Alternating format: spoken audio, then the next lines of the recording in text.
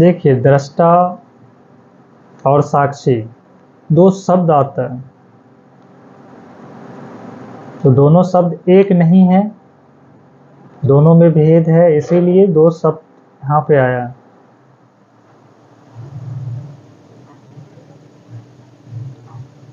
दृष्टा हम सभी कहते हैं जो दृष्टि है, जिसकी दृष्टि है। जैसे यदि आप किसी दृश्य को देख रहे हैं तो देखने वाला कोई है। आप दृश्य को देख रहे हैं तो देखने वाला कोई है। तो जो देखने वाला है तो दृष्टि तो उसी की हुई, देखने वाले की दृष्टि हुई, तभी वह देखने वाला जाना गया। यदि दृष्टि ही नहीं हो आपको तो आप देखने वाला नहीं होते। दृष्टि से ही दृष्टा बनता है। यदि आपके पास दृष्टि है तभी आप दृष्टा कहलाते हैं। दृष्टि नहीं है तो आप दृष्टा नहीं कहे जाएंगे। हम सब क्या कहते हैं, जिनके पास आंख नहीं है दृष्टिहीन। आंख नहीं, दृष्टिहीन है वो। यदि देखने का कोई यंत्र ही नहीं है आपके पास, कोई अंग ही नहीं है, तो दृष्टि नहीं है आपको। तो हमारे इस देह में या हमारे इस देह के माध्यम से या द्वारा हम आप प्रथम सिर्फ एक इंद्रिय आंख का लें तो आंख से हम आप देख पाते हैं, यानी कि हमारी दृष्टि यहीं से है।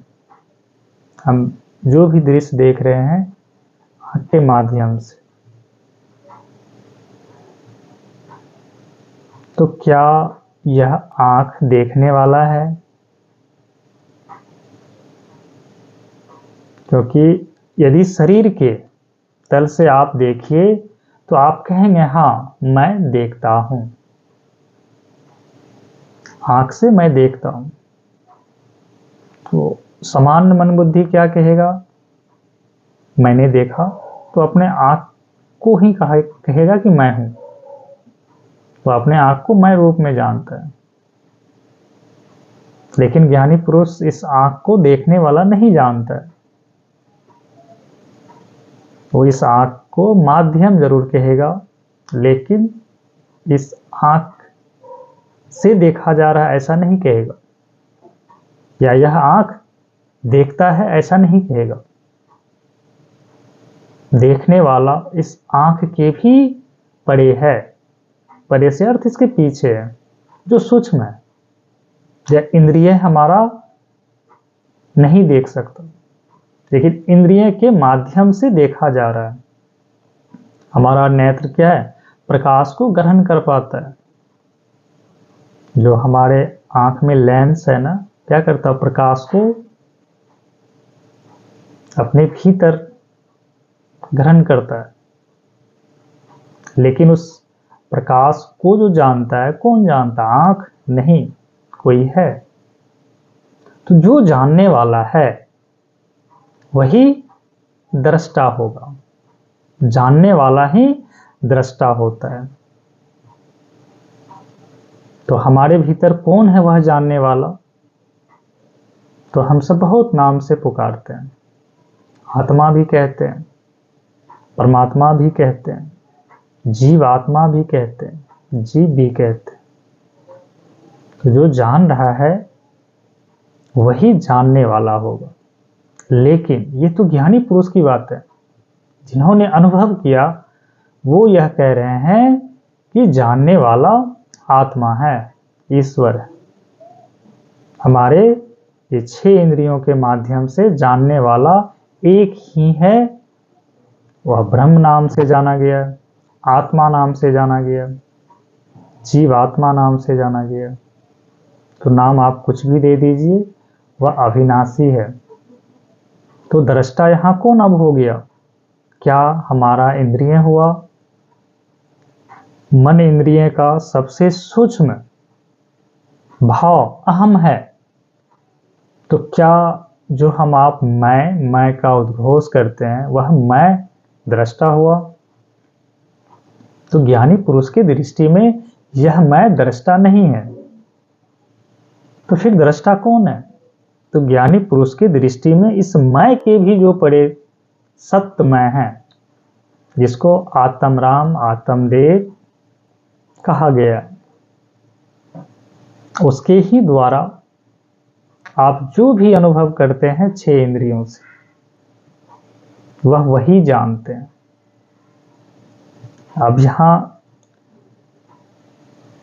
संशय उत्पन्न होता है, वह यह कि फिर ये जो मैं कह रहा है, जो अमित नाम से है या सुमित नाम से है, रीना नाम से है, उमा नाम से है, यश नाम से,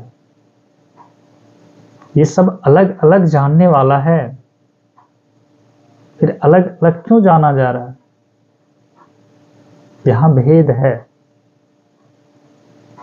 तो इस देह के भेद के अनुसार या भेद से हमारा अहम जानने वाला हो गया, जो अशुद्ध मैं है हम सभी का, जो मन है सूक्ष्म मन मैं, वह जानने वाला है।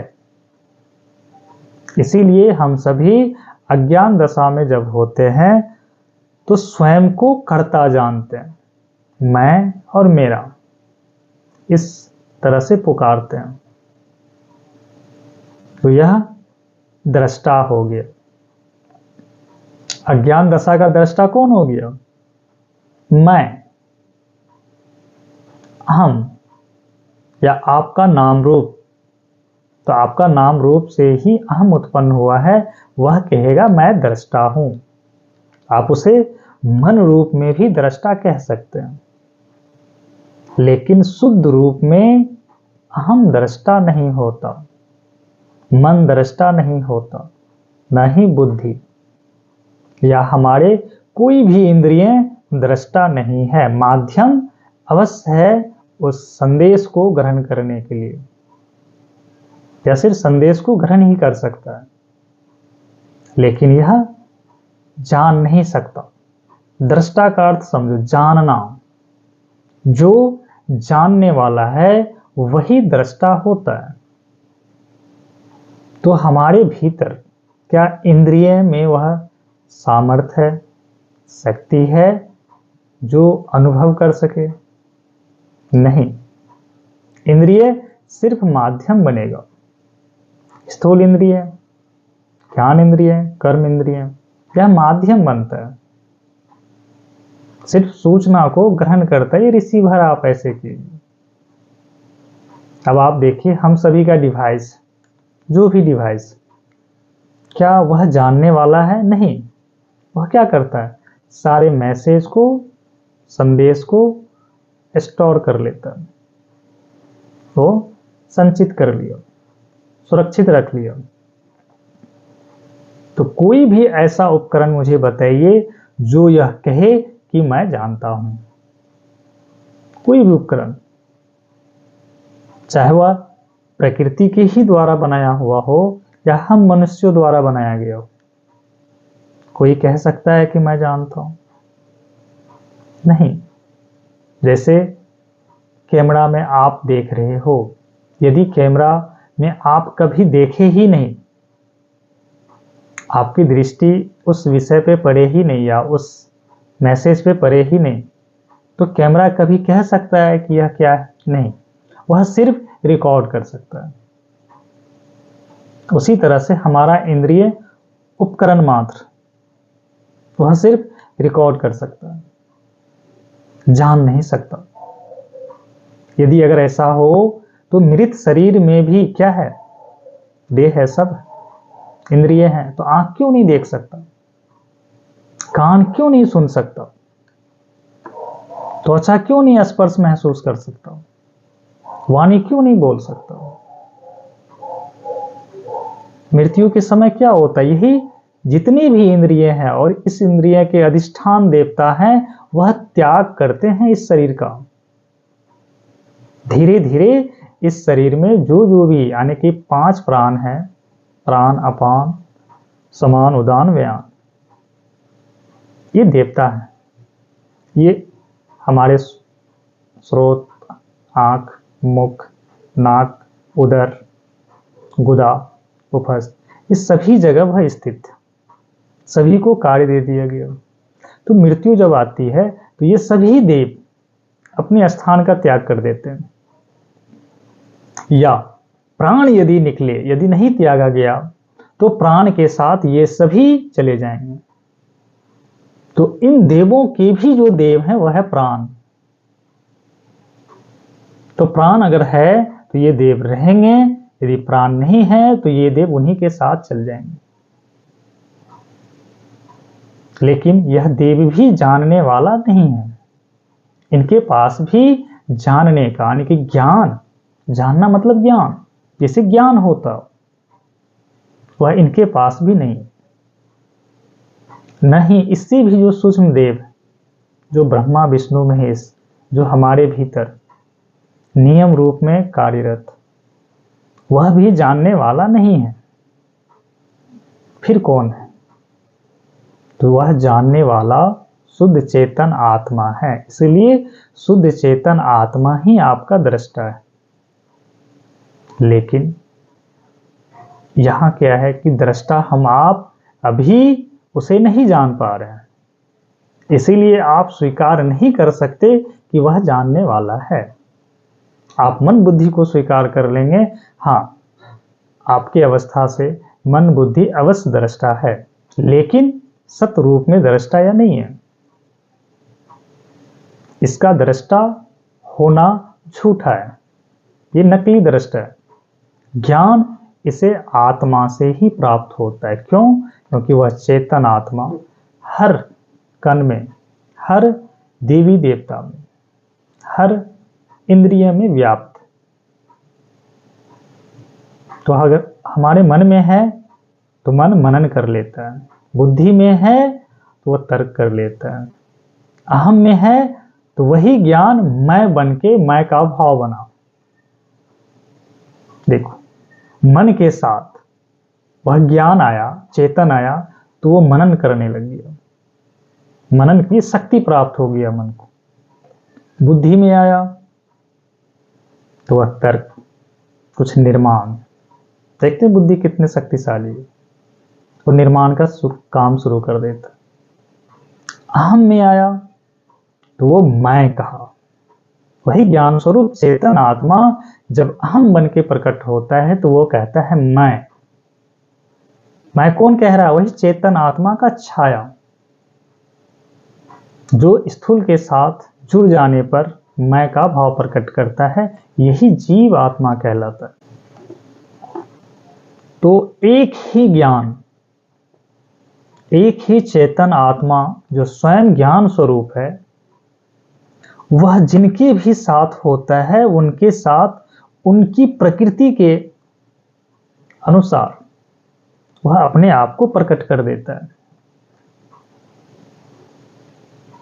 तो जानने वाला सभी में व्याप्त है। यदि जानने वाला नहीं रहे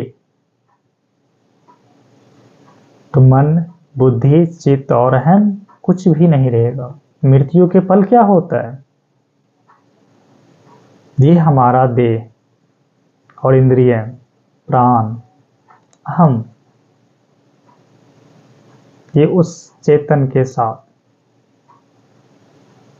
संबंध तोड़ लेता है। एक तरह से कहे, यदि हमारा इस इंद्रिय से एक भी इंद्रिय अपना स्थान त्याग करेगा तो धीरे धीरे हर इंद्रिय स्थान त्याग करेगा। तो अहम त्याग कर देगा इस देह का, और अहम जब इस देह का त्याग करेगा तो यह देह मृत हो जाएगा। ऐसी बात नहीं कि चेतना उसमें नहीं है, वह आपके मृत देह में भी आत्मा है। सुनने में आपको अजीब लगेगा, आपके मृत देह में भी चेतना आत्मा है। दृष्टा है, लेकिन आप उसे नहीं जान पा रहे। क्यों? क्योंकि जो उसके ज्ञान को पकड़ करके हमें कहने वाला था, यानी हमारे मन को, बुद्धि को, समाज को, किसी को भी, वह था अहंकार, वह अब नहीं है। जो मैं की भाव लाता वह नहीं है, जिस कारण से आप कहेंगे कि यह आत्मा ही नहीं है। हम सब क्या कहते हैं, अब इसकी आत्मा निकल गई, ऐसी बात नहीं। चेतना कहीं नहीं जाती, नहीं कहीं से आती है। वह सदा सर्वदा एक रस, सर्वव्यापी, अनंत, अखंड, सर्वव्याप है। उसका ना जाना है ना आना है। जो भी जाने आने का धर्म वाला है वह अहंकार है, अहम है, मन है, बुद्धि है, और यह हमारा भौतिक पंच तत्व का देह है। तो जानने वाला ही दृष्टा होता है। लेकिन अज्ञान दशा में जब तक रहेंगे आप, तो मन बुद्धि को दृष्टा आप अवश्य जानेंगे, यह रहेगा। अब आते हैं साक्षी पे। दृष्टा यदि आपने जान लिया तो आप साक्षी को भी जान जाएंगे। साक्ष होना, साक्षी आप किसे कहते हैं? जो साक्ष है, साक्ष किसका है? उस घटना का, उस विषय का, जो उसके दृष्टि में आया। दृष्टि में आने के बाद ही तो आप साक्षी हो जाते हैं, साक्ष होते हैं। किसी ने किसी का मर्डर कर दिया, कोई व्यक्ति है और किसी अन्य व्यक्ति का मर्डर कर दिया, या उनके साथ कुछ दुर्व्यवहार किया, वहां पे कोई नहीं था, आप मान के चलो कोई नहीं था उस दो के सिवा। अब उस घटना का साक्षी कौन है? कोई नहीं है। तो यदि न्यायालय में यह जाए, यह केस न्यायालय में जाए, तो वह कहेगा विटनेस लेके आओ, साक्षी लेके आओ, गवाही दो इसका। तो गवाही कौन दे सकता है? जिसने जाना, वही साक्षी बनेगा। उस घटना का साक्ष्य है वही साक्ष्य, जब कोई था ही नहीं वहां उस दोनों के अलावा अतिरिक्त, तो गवाही कौन देगा? विटनेस कौन बनेगा? साक्षी कौन बनेगा? तो नहीं, कोई नहीं बन सकता। लेकिन हमारे केस में क्या है कि जो जानने वाला है वही साक्षी है, जो आत्म है वही साक्षी है। लेकिन दृष्टा होने में और साक्षी के होने में भेद कहाँ उत्पन्न होता है? आप समझो, भेद उत्पन्न होता है अहम के बने रहने तक। जब आप अज्ञान दशा में हैं, अहम है, तो आप दृष्टा कह रहे हैं स्वयं को, यानी अहम को, और साक्षी कह रहे हैं उस परम को। ऐसे ही आप देख रहे हैं या आपके समझ में आ रहा है? मैं कह रहा हूं, जब तक कोई दृष्टा नहीं होगा तो साक्षी कहां से जन्म लेगा? क्योंकि दृष्टि चाहिए। अगर दृष्टि ही नहीं तो साक्षी कैसा? फिर साक्षी कहां से आएगा? कौन जन्म लेगा? तो यहां क्या होता है कि दृष्टा अलग है और साक्षी अलग है। नहीं, आप यहां पर भेद कर रहे हैं, ये भेद बुद्धि है। दृष्टा को आप अलग कर रहे हैं और साक्षी को अलग कर रहे हैं। दोनों अलग नहीं हो सकता, दृष्टा ही साक्षी होता है। हाँ, साक्षी में क्या है? आपको यह कहना होता है कि वह शुद्ध रूप में जानने वाला ही रह जाता है। वहां कोई अहम प्रकट नहीं होता जो यह कहे कि मैंने जाना। जब ये अहम प्रकट होता है और कहता है कि मैं तुम्हें जानता हूं, इसी समय यह मैं जानने वाला और तुम जिसे जाना गया, तो मैं जानने वाला हो गया और तुम्हें जाना तो दो हो गया। तो यहां इसे जानने वाला को अहम कहेगा, यह दृष्टा है। लेकिन साक्षी में ऐसा नहीं होता। साक्षी में अहम नहीं होता, अहम का विलय हो जाता है, अहम का लोप हो जाता है। तो अब अहम नहीं है तो शेष क्या बचा? अब तो कोई उत्पन्न होकर के यह नहीं कह सकता कि मैंने तुम्हें जाना। तो जब कोई नहीं कहता कि मैंने तुम्हें जाना और सिर्फ जानना ही हो जाता है, सिर्फ जानने वाला ही शेष बच जाता है, उसे कोई नाम नहीं दे सकता, कोई कह नहीं सकता, वह स्वयं जानने वाला भी नहीं कह सकता कि मैंने जाना, किसे जाना, वह नहीं कह सकता। तो उस अवस्था में वह साक्षी है। साक्षी कब है? जब अहम नहीं है और जानने वाला शुद्ध रह जाए, तो वह अवस्था साक्षी की अवस्था है। परंतु जब अहम भी रहे और जानने वाला परम भी रहे, जानने का काम ब्रह्म का हो रहा है, आत्मा का हो रहा है, लेकिन साथ में अहम भी है, मन भी है। मान के चलो कोई मन है, मन भी है, तो मन कहेगा कि मैंने जाना। अहम और मन के जानने से तो यह दृष्टा कहला जाए। लेकिन दृष्टा अहम शुद्ध रूप में नहीं है, अशुद्ध रूप में है, द्वैत रूप में है। यहां द्वैत है। जब मन कह रहा है तो समझो यहां द्वैत है, लेकिन दृष्टा यह नहीं है। दृष्टा शुद्ध चेतन आत्मा है, जानने का नहीं, ज्ञान उसके पास। जिसके पास ज्ञान नहीं है नहीं जान सकता। ज्ञान ही जानने का कारण बनता है। आप किसी भी देह को देख लीजिए, यदि उसमें चेतन आत्मा यानी चेतन व्याप्त नहीं है तो वह कुछ भी अनुभव नहीं कर सकता। तो जानने वाला ही दृष्टा है। जब अहम नहीं रहे, जब द्वैत मिट जाए, वह शुद्ध द्वैत अद्वैत से परे हो जाए, तो उस अवस्था को साक्षी कहा गया। वही पूर्ण परमात्मा अपने मूल स्वरूप शुद्ध रूप में साक्षी है।